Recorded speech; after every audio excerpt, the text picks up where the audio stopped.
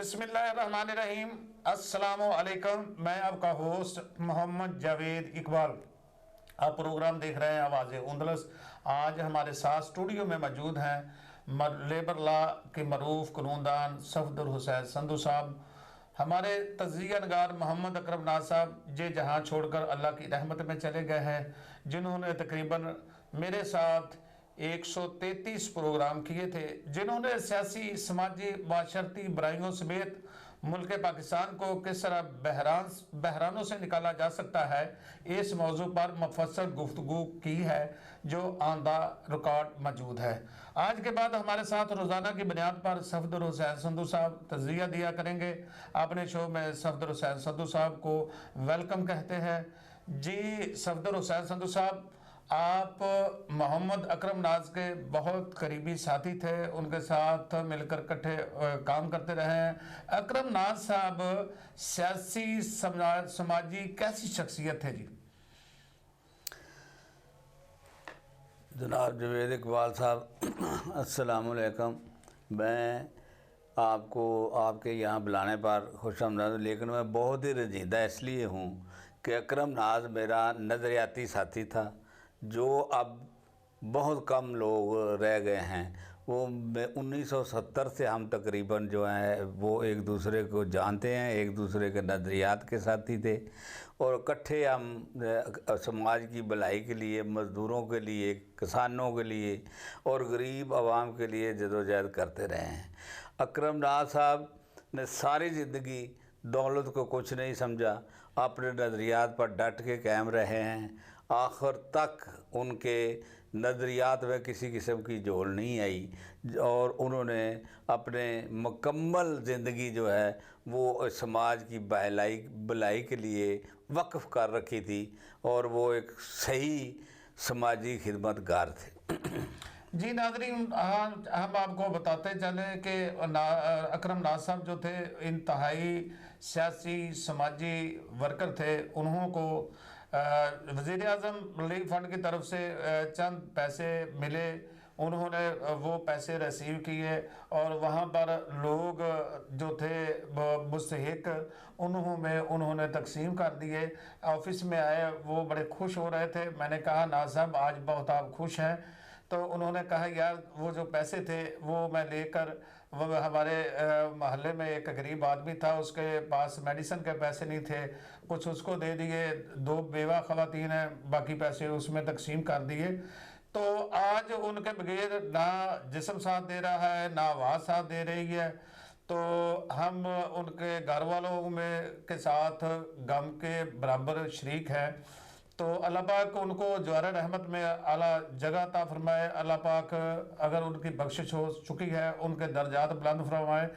अच्छा संधू साहब, आपसे हमारा दूसरा सवाल ये है कि जो जो रमज़ान गुजरता जा रहा है, रमज़ान के आखिरी अशरे में महंगाई अरूज पर है, आवाम परेशान है, प्राइस कंट्रोल कमेटियाँ खामोश हैं, इसकी क्या वजह है? जनाब जवेद इकबाल साहब, इसकी वजह मेरे नज़दीक तो ये है कि यहाँ पर कोई रूल ऑफ लॉ नहीं है। उसकी वजह यह है कि यहाँ पर मेरिट नाम की कोई चीज़ नहीं है। उसकी वजह यह है कि हर शाख पे उल्लू बैठा है, अंजाम गुलिस्तान क्या हो खुदा जाने। इसलिए हर जहाँ प्राइस कंट्रोल कमेटी नाम की कोई ब्यूरोक्रेटी के अंदर फंड खाने के लिए तो मौजूद होगी। प्रैक्टिकली शेखपुरा की सरजमीन पर मैं अपनी आंखों से देखता हूँ और मुल्तान और बावलपुर कराची से खबरें सुनता हूँ रोज़। कतई किसी जगह पर भी जो डिप्टी कमिश्नर साहब प्राइस सरकारी रेट मुकर्रर करते हैं, कोई चीज़ उस रेट पर नहीं मिल रही है। और आप अंदाज़ा लगा सकते हैं कि अवाम को लूटने के लिए जो प्राइस कंट्रोल कमेटी के ने चेक करना है, वो 3 जाली ऑफिसर पकड़े गए हैं जो दुकानदारों से पैसे भत्ता वसूल करते थे। आज शेखपुरा के अंदर जो सरकारी गोश्त का रेट है उससे डबल लिया जा रहा है।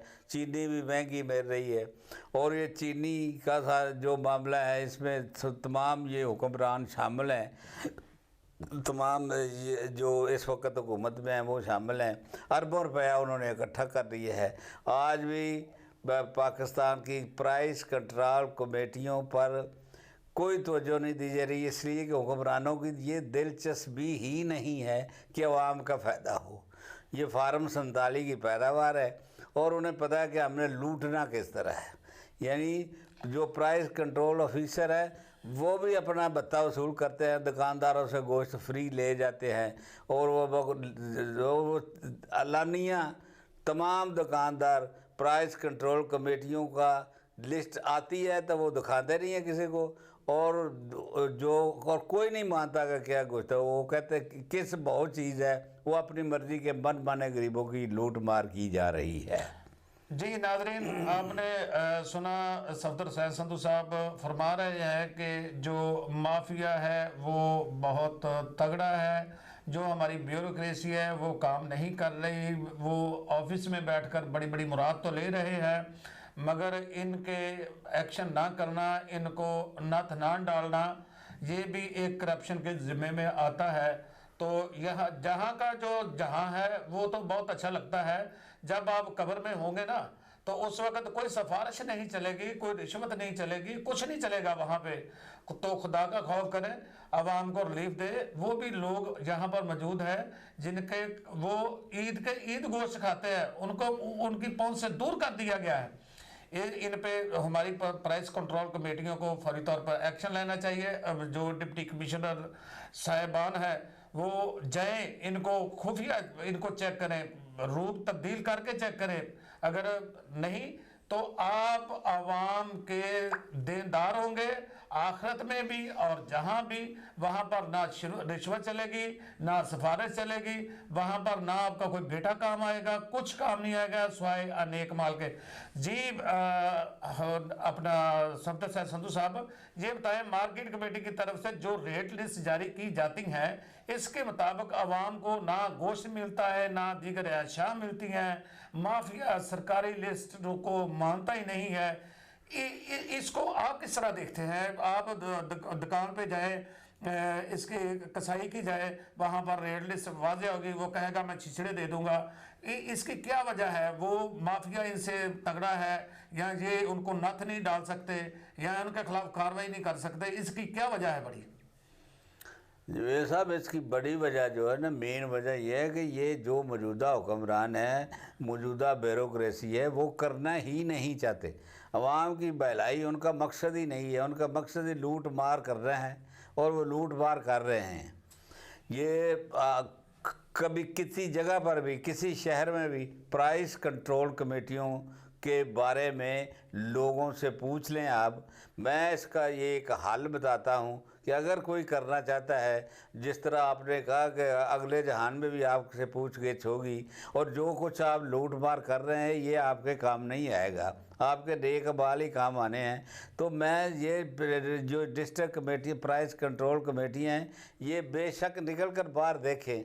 अगर ये वाकया ही करना चाहते हैं तो कोई दुकानदार, एक ही महल्ले में 3 दुकानें और तीनों के मुख्तलिफ रेट होते हैं, ये प्राइस कंट्रोल कमेटियों को मौसर बनाया जा सकता है। लेकिन अगर कोई ब्यूरोक्रेसी बनाना चाहे या कोई हुकूमत बनाना चाहे तो बना सकती है, लेकिन इनका मकसद मुझे लगता है ये ऐसी दुनिया की लगन में लगे हैं दौलत इकट्ठी करने के लिए कि पता नहीं कब जाकर इनकी बात होगी। जी हमने ये देखा है कि जो रेट लिस्ट आवाम के लिए आवेज़ा की जाती है मार्केट कमेटी की तरफ से, वहाँ से करप्शन शुरू होती है, वहाँ से ओवर चार्जिंग शुरू होती है जिसको नहीं कोई देखता, ठीक है। उसके बाद जिनको मिलती है वो पर्ची सिर्फ दिखाते हैं कि ये हमारे पास है, लेकिन हम इसके मुताबिक आपको कोई चीज़ नहीं देंगे। इसकी क्या वजह है आप सब जानते हैं मफसल। आज सफदर संधू साहब ने हमें आपको नाज़रीन बताया, तमाम हक़ाइक़ रखे हैं। अच्छा सफदर संधू साहब कहते हैं कि खसारों की जिम्मेदार साबिक़ हुकूमत PTI है, ये कहते हैं हमारे वज़ीर पेट्रोलियम। आप इसको किस तरह देखते हैं? ये साहब ये जो कहना है ना, ये इनको सिर्फ अफसोस ये है मौजूदा हुक्मरानों को कि ये 3 साल जो बीच में से मुल्क के निकल गए हैं, वो पीटीआई बेचारी हुकूमत में आ गई थी तो उस पर डाल रहे हैं। ये 40 साल से खुद लूट रहे हैं। कोई पाकिस्तान उन 3 सालों में गरीब नहीं हुआ, पाकिस्तान इन 70 सालों की बदनीतियों से गरीब हुआ है। जो भी आया है उसने अवाम को लूटा है और आज भी उसी तरह लूट रहा है। जब तक इस मुल्क में रूल ऑफ लॉ कायम नहीं होगा, जब तक मेरिट पर लोग नहीं आएंगे, ये लूट मार इसी तरह जारी रहेगी। इसके लिए सबको जदोजहद करनी चाहिए।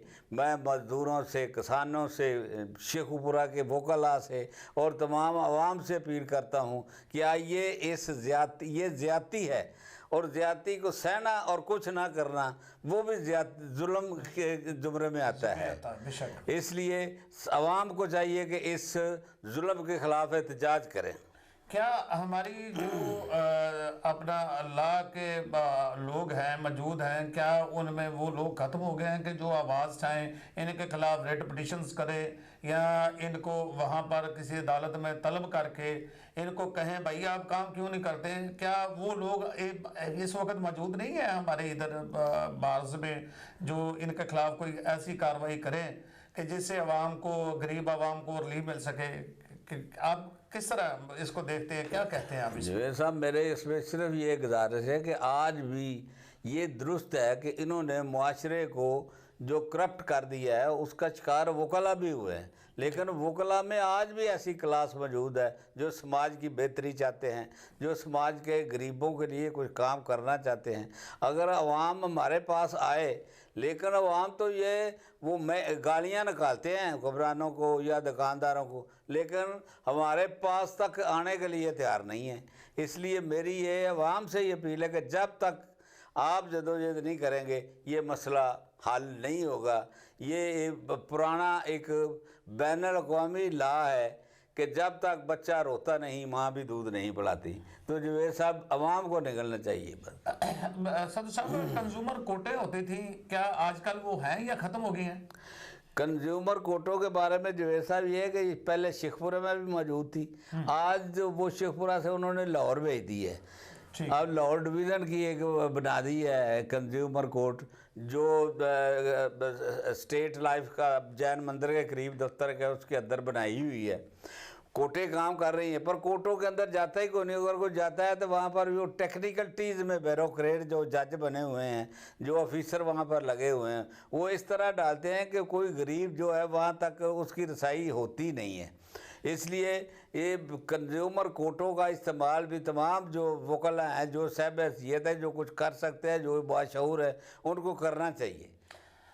अच्छा सदू साहब, हैरत वाली बात यह है कि जो हमारा किसान है उससे बिल्कुल सस्ती गंदम खरीद ली गई, उसके बाद महंगी कर दी गई। अब जो चीनी माफिया है, शुगर माफिया है, हुकूमत में बैठे चीनी माफिया ने ये अपनी ईदें मीठी कर ली, गरीबों की ईदें फीकी कर दी हैं। तो सस्ता गन्ना खरीद कर महंगे दामों जो चीनी है वो फरोख्त कर रहे हैं। क्या इनके जो पेट हैं कब भरेंगे? माफिया ये जिनसे ये ब्लैकमेल करके जो आवाम से पैसा इकट्ठा करते हैं, उससे हज करते हैं, उससे उम्रे करते हैं, वो गरीबों में फिर वो बांटने लगे। क्या ये बिल्कुल दुरुस्त है? आप इसको किस तरह देखते हैं जी?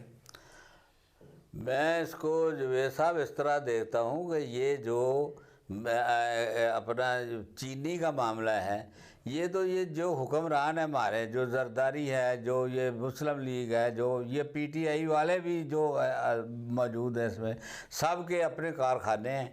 उनको चीनी ये जानबूझकर महंगी करते हैं और उसको अगर महसूस हो कि ये सस्ती होने लगी है तो उसको हुकूमत में भी, चूँकि वही लोग होते हैं इसलिए वो उसको जो है एक्सपोर्ट कर देते हैं और फिर महंगी कर लेते हैं।